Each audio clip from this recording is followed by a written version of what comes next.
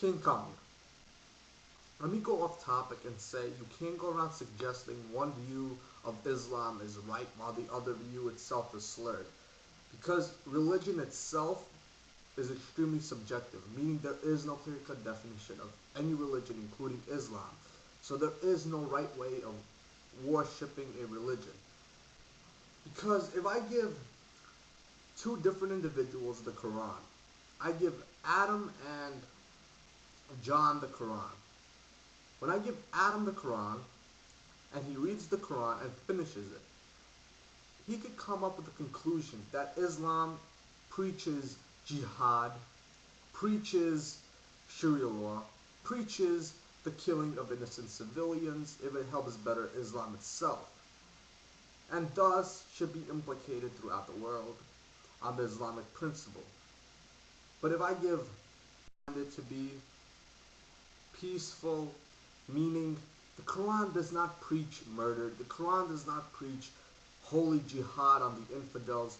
The Quran, Islam itself, is extremely peace-loving, and nowhere in the Quran does it preach murder. Two different interpretations of the same book. So let me ask you something. Who is right? By my personal understanding, none of them are right. Because there is no clear-cut definition of worshipping Islam. None whatsoever.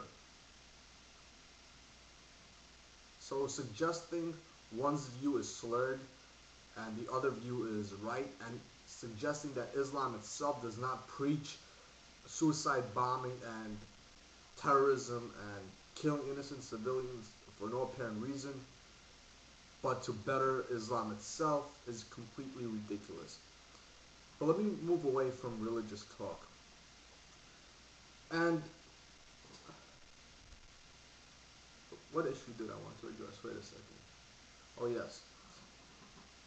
You keep suggesting that, well,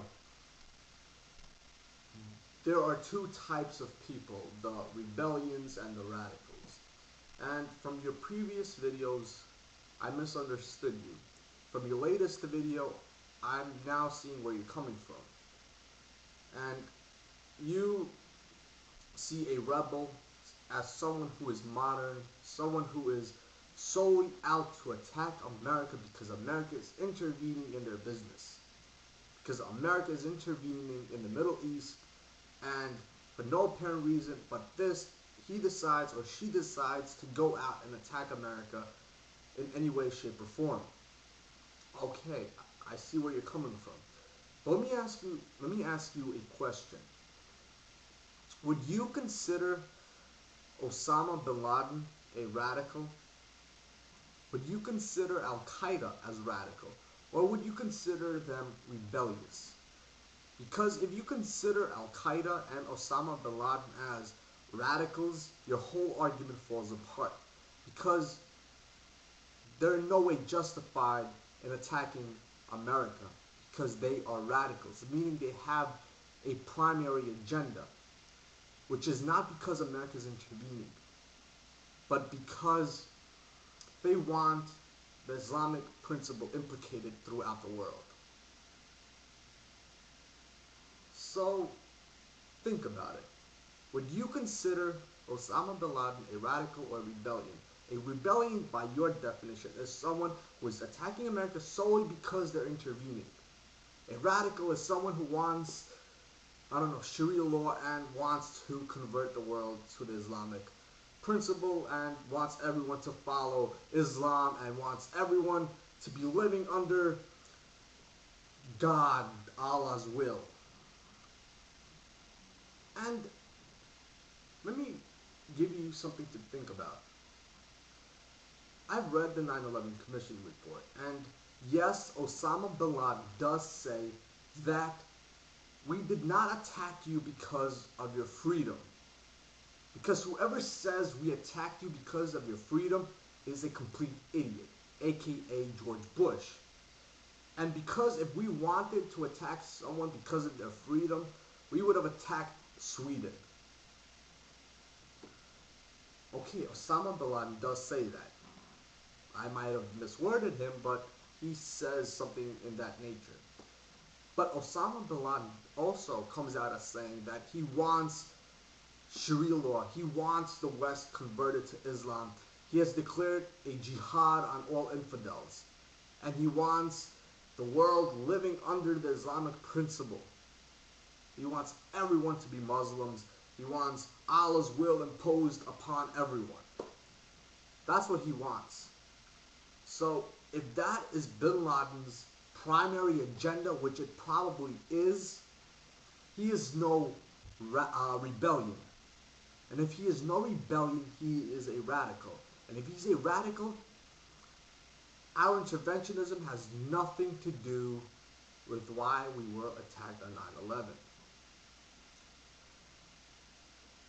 Because Osama's primary agenda is to conquer the world. Not because America has bases in Saudi Arabia. He might be using it as an excuse, as a justifiable tool, but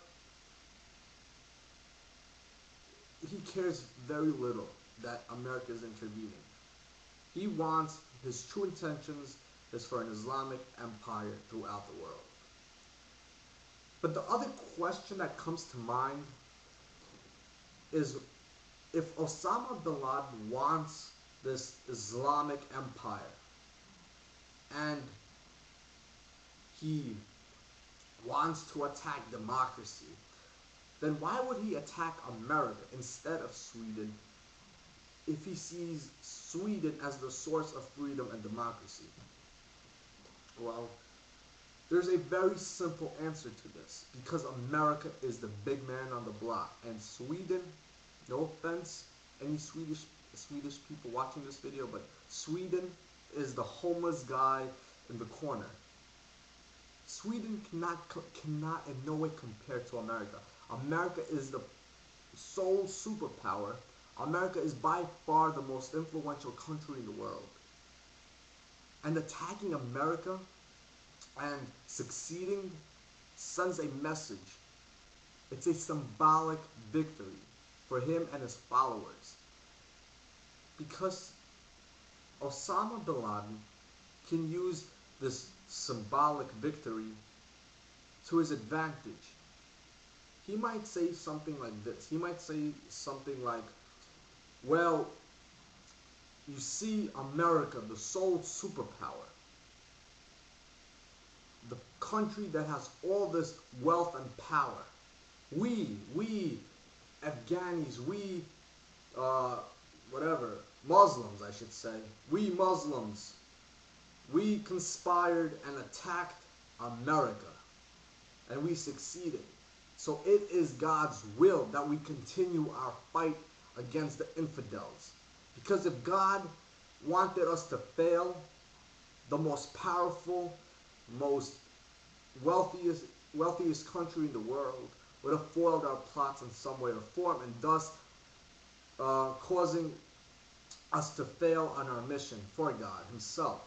But because we succeeded, you can see that this is what God wants. And what God wants, he gets.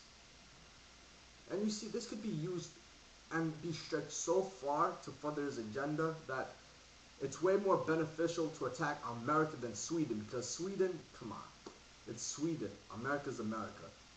Look at America's history, look at Swedish history. There's no comparison.